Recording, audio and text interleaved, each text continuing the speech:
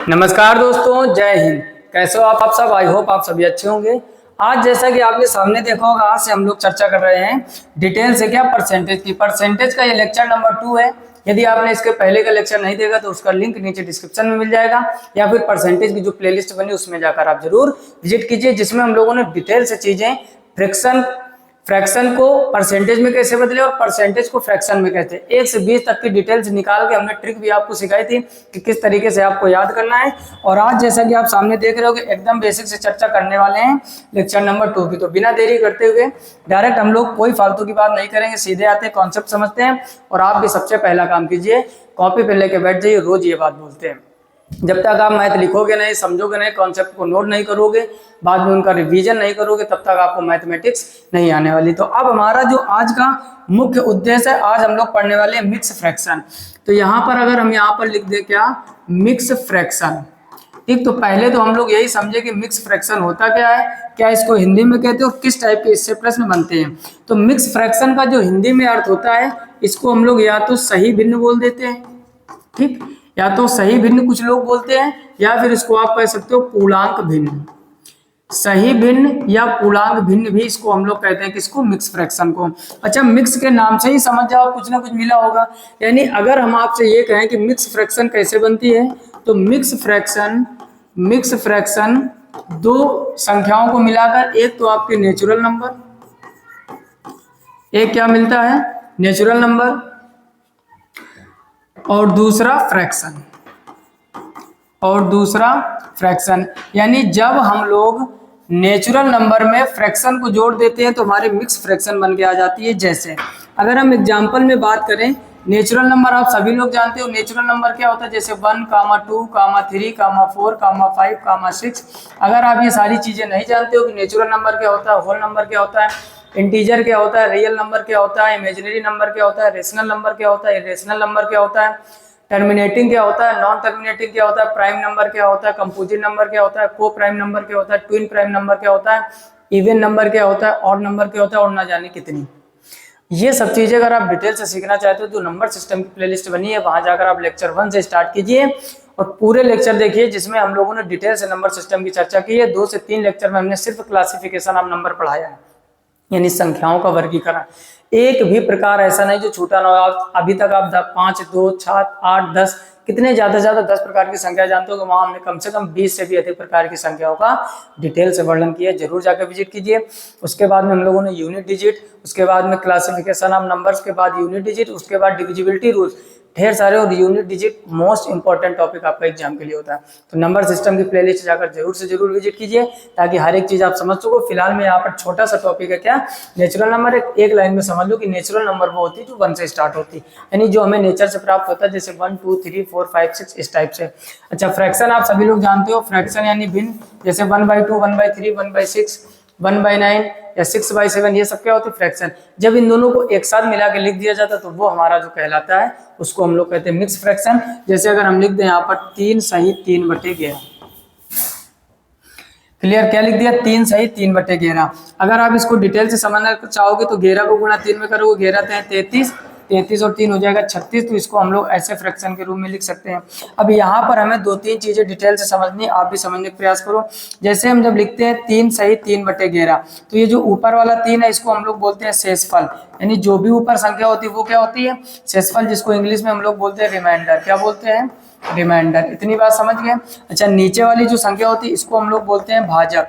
क्या बोलते हैं, भाजक, जिसको इंग्लिश में बोलते हैं हम लोग डिवाइजर। क्या बोलते हैं, डिवाइजर। और जो सबसे पहले आपको दिख रहा होगा ये वाला 3, तो इसको भाई साहब हम लोग बोलते हैं भागफल।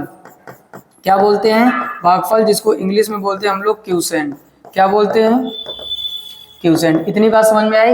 मतलब ये कि जब भी कोई मिक्स फ्रैक्शन होती है उसमें 3 डिजिट आपको दिखेंगे, एक पहले लिखा हुआ मिलेगा, एक ऊपर लिखा हुआ मिलेगा और एक नीचे लिखा हुआ मिलेगा।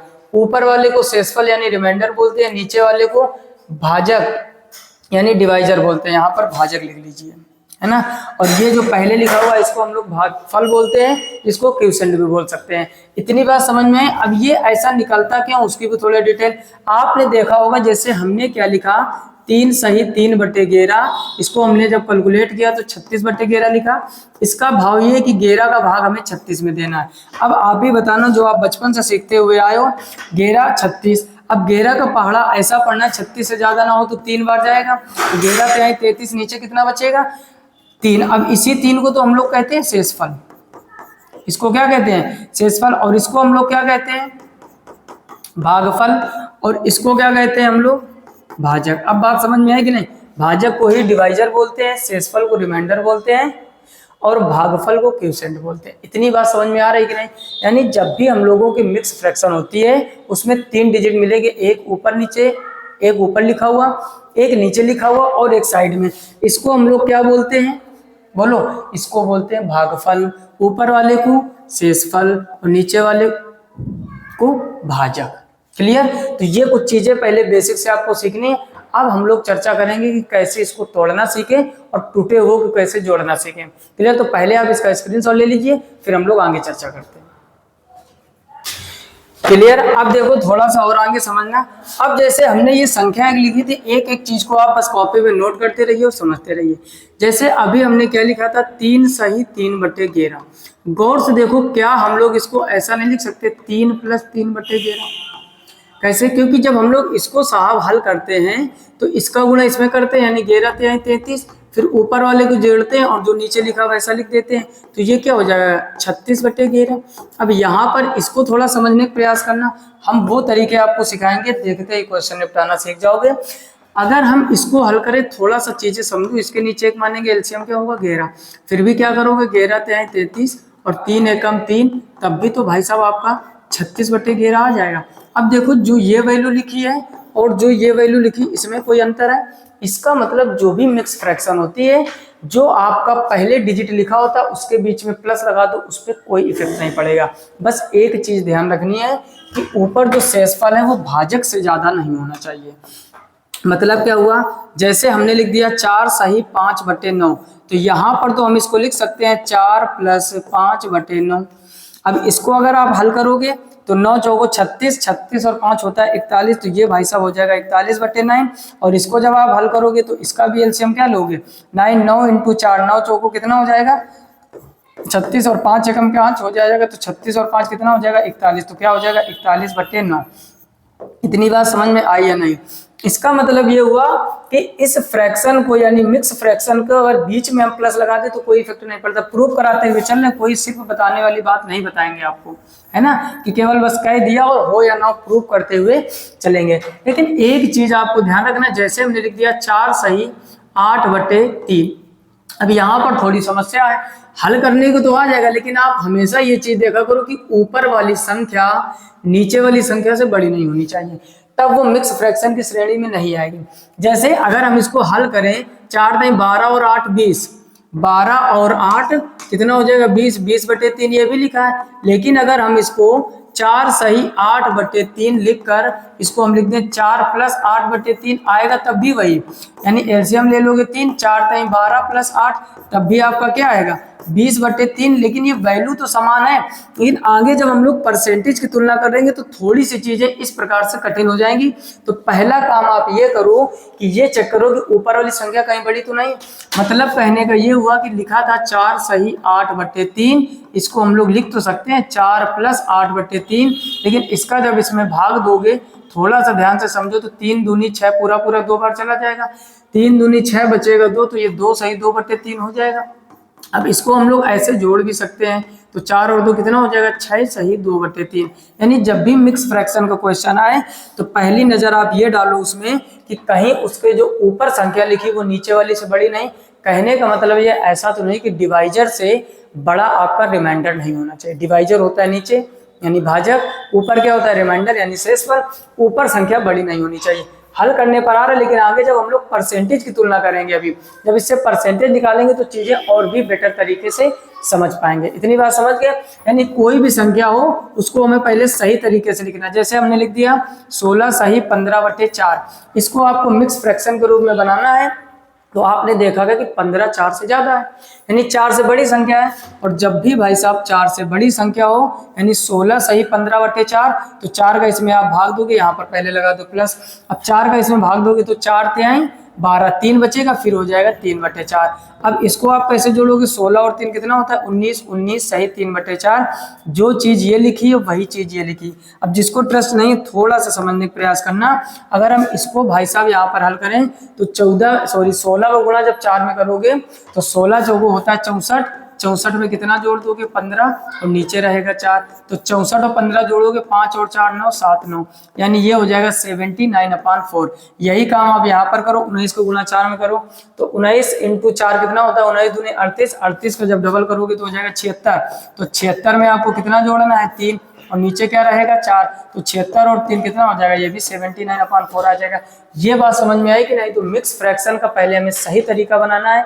सही तरीका क्या होता है कि ऊपर संख्या बड़ी नहीं होनी चाहिए, नीचे बड़ी होनी चाहिए। अगर ऐसा नहीं है तो पहले उसको सही से मिक्स फ्रैक्शन में बनाएंगे, फिर हम चीजें कुछ आगे समझेंगे। क्लियर? जल्दी से इसका भी स्क्रीनशॉट ले लीजिए, फिर आगे बढ़ते हैं। क्लियर? अब आगे कुछ और क्वेश्चन करते हैं। जैसे अगला एक प्रश्न लेते हैं, बढ़िया जबरदस्त क्वेश्चन, कुछ भी ले लो संख्या। जैसे हमने ले लिया 17 सही 150/13। ठीक, ये संख्या हमने ले ली क्या 17 सही 150/13। तो पहला काम अभी अभी आपको हमने क्या कहा, पहले तो आप ये देखो कि क्या ये मिक्स फ्रैक्शन सही रूप में लिखी है, नहीं लिखी, ऊपर संख्या बड़ी है। तो क्या काम करना है आपको, देखो 17 प्लस का चिन्ह लगा दो, इसको हम लोग ऐसे भी लिख सकते हैं। ठीक, एकदम जीरो लेवल से हम लोग लेके चल रहे हैं, और आते आते धीरे धीरे परसेंटेज में हम लोग CGL mains pre CPO CHSL तक के क्वेश्चन मोस्ट इंपॉर्टेंट प्रैक्टिस करेंगे। पहले आप धैर्य पूर्वक नोट्स बनाओ और ये चीजें लिखो। इसको हमें सही से लिखना है तो क्या करोगे 17 प्लस 13 का भाई साहब जब इसमें भाग दोगे तो 13 एकम 13 2 बचेगा, 17 हो जाएगा, फिर 13 एकम 13 कितना बचा 7, तो ये लिख दोगे 7/13, यानी 150/13 को हम लोग लिख सकते हैं 11 सही 7/13। अभी अभी आपको हमने क्या सिखाया कि ये दोनों आपस में जोड़ दिए जाते, तो 17 और ये जोड़ोगे तो ये हो जाएगा 28 सही 7/13। क्या हो जाएगा 28 सही 7/13। तो ये इसकी मिक्स फ्रैक्शन सही वाली हो जाएगी। इतनी बात समझ गए। ये तो कहानी हम लोग सीख रहे हैं प्लस वाली, यानी कभी भी संख्या मिक्स फ्रैक्शन दिया जाए आपको तो पहला काम आपका यही देखना है कि ऊपर संख्या बड़ी नहीं होनी चाहिए। अगर बड़ी है तो नीचे से भाग दे, तो जितनी बार पूरा पूरा चला जाए उसको पहले वाली वैल्यू को जोड़ दो, मिक्स फ्रैक्शन आपके तैयार हो जाएगी। एक प्रश्न और लेते हैं, ढंग से इसको भी समझ लीजिए आप। जैसे संख्या लेते हैं 15 सही 223/6, कुछ भी ले लो आप, 17 सही 223/6 ले लो, 15 सही 223/6। हमने आपसे कहा इसका सही मिक्स फ्रैक्शन बनाओ, तो आप यहाँ पर देखोगे क्या 15 इसको प्लस लिख सकते हैं 223/6। यहाँ तक कोई समस्या नहीं। 15 प्लस, अब आपको 6 का भाग पहले 223 में देना है, तो 6 चौको 24 ज्यादा हो जाएगा, 6 तिया 18, 18 के बाद 4 बचेगा 43 हो जाएगा। अब 6 का पाड़ा पढ़ो कि 43 से ज्यादा ना हो, तो 6 सत्ते 42, 6 सत्ते 42, 1/6।